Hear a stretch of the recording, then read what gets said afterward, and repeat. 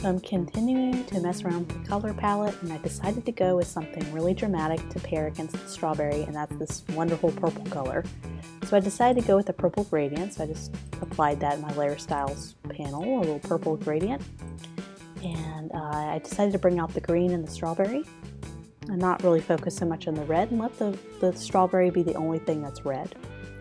So let's continue to work on balance. I'm still not 100% on this type used. I think it might almost be too different now that everything else is so clean. So let's go ahead and find a different font. So we don't need this one.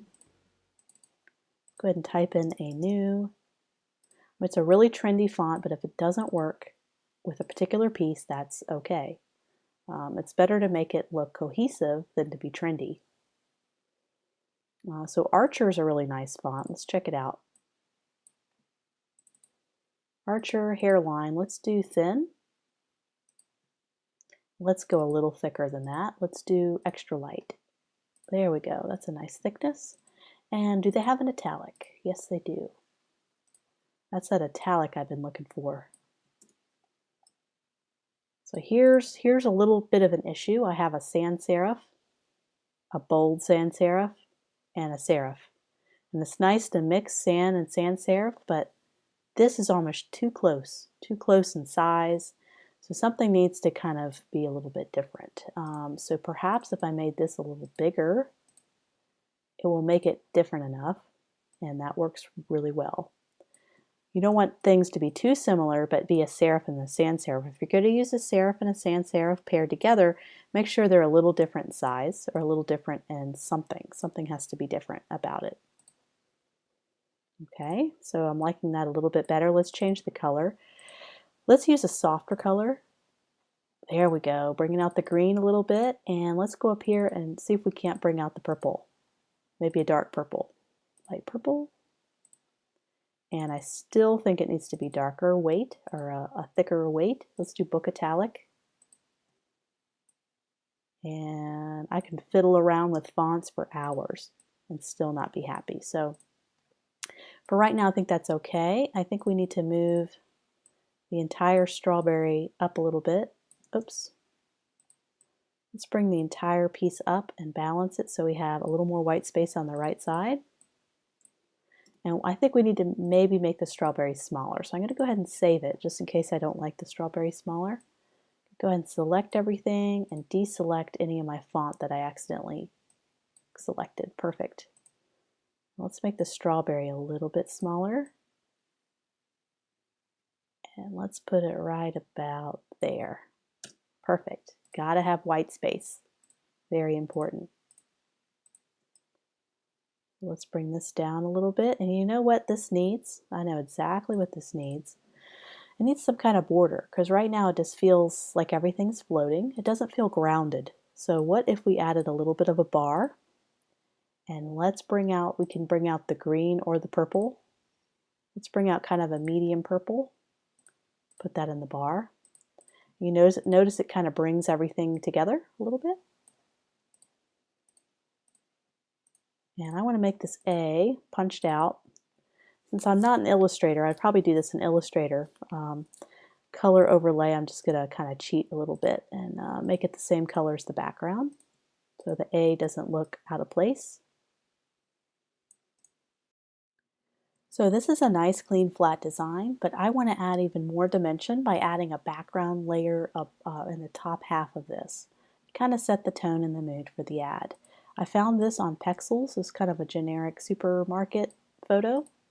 So we're going to go ahead and drag this in, size it up, and make it one of the lower levels. So let's bring it all the way back down in the layering system to below the strawberry. So the strawberry is still not completely cut out of its background because I like some of the shadows down here. So let's just take the eraser tool and just kind of erase just the top areas that we'll need. Just getting some of the big stuff, just like that. Perfect. So what we're going to do is we're going to screen this back a lot, which is making it more transparent. One of the things I want to do, let me keep it in color, but I might make it in black and white. But let's go, I'm going down to the blending modes over here, and I'm going to go down and make it a luminosity blending mode right here in my layering panel. So that's going to blend in with that cream background. What I want to do is I want to get rid of this whole bottom glossy area because we have all these shadows we don't want to interfere with. So let's add a layering mask to our main background layer. So that's going to be right here, this icon. And so let's add a layering mask. So we're going to get our gradient tool, which is white and black if you know how to add a layering mask. And we're going to create the gradient. And anywhere that it is black, it's going to mask it. And anywhere that it's white, it's going to show it. So this is a great way to kind of make one part of the image show and the other part not show. I can simply just take the eraser tool and erase the bottom if I wanted to, same effect. But I feel like I have more control over this one. So let's reduce the opacity quite a bit. Just want it to look like there's a store background, and I may even want to blur it. So let's do Gaussian blur, and let's see what that looks like. Just enough to look like there's something in the background. Perfect. So that's before. Nice clean shot, nice clean ad, nothing wrong with it. After, we just have a little bit of placement, setting, gives it a background, gives it a tone. I think it looks a little bit better. So I would love to add a little bit of texture on our clean words. So I actually have a texture that I got online, ready to go. This is just what I'm dragging in. I'm going to make it the complete length of the word, and I'm going to drag it below my clean word. Where's clean? There it is. And I'm just going to select my clean word, getting the magic wand tool. I'm going to select. I need to also hold down Shift and select a little bit in the A right there. And I can go back up to my background layer, or I think I dragged it underneath, or drug it. There it is. Delete. So now if I bring this layer on top, I have a perfectly cut out texture. So I'm going to play around with my blending modes a little bit over here and see what looks kind of neat. So overlay, soft light looks great. Hard light's too harsh. Luminosity. Let's try multiply.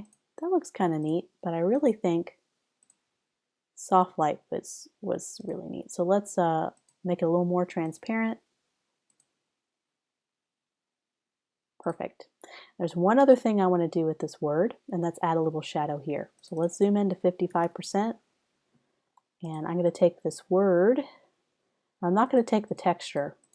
I'm actually going to take the actual word underneath, and I'm going to grab my burn tool and see if I can't burn a little bit. Sometimes when highlights they're not showing up, I switch it to shadows. Oh, and I know why, because I have the gradient overlay on. So whenever you have a layer styles effect on, it overrides anything you try to do with the burn and dodge tool. So one way to get around that is if I'm happy with the gradient, I can right click and rasterize layer style. So when I rasterize the layer style, I can now edit it. I can now go and do the dodge and burn tool, so that it's no longer being overrid by color overlay or gradient overlay. So that's like a little trick. It took me a while to figure that out. Now I'm just kind of making that a little dark. Maybe not quite so dark. So I'm going to go back. It just makes it a little more 3D, makes it look like he's interacting with the sea a little more. I think it gives a little more of a pop, doesn't it? And I wouldn't mind adding more shadows to the strawberry too. We'll go to our background layer and see what I can do there. And I can even add a shadow to this little thing to make it pop out more, this little call to action. So I can grab my brush tool and paint one on. So I'm just going to paint a little bit of a shadow, drag that underneath. Oops, we don't need that anymore. Drag this all the way to the bottom. Not making it easy for me, is it? Might even be better if I did the other one on top. Like one more. There we go. Let's screen it back. Reducing the opacity. This gives it a little bit of a pop to it, a little bit of a 3D look. I could do the same thing with clean as well, but I don't want to do too much. There's starting to be too much going on. So I could toggle this background to see if I like it like that or that. So let me do one more thing and I think we can wrap this entire ad up.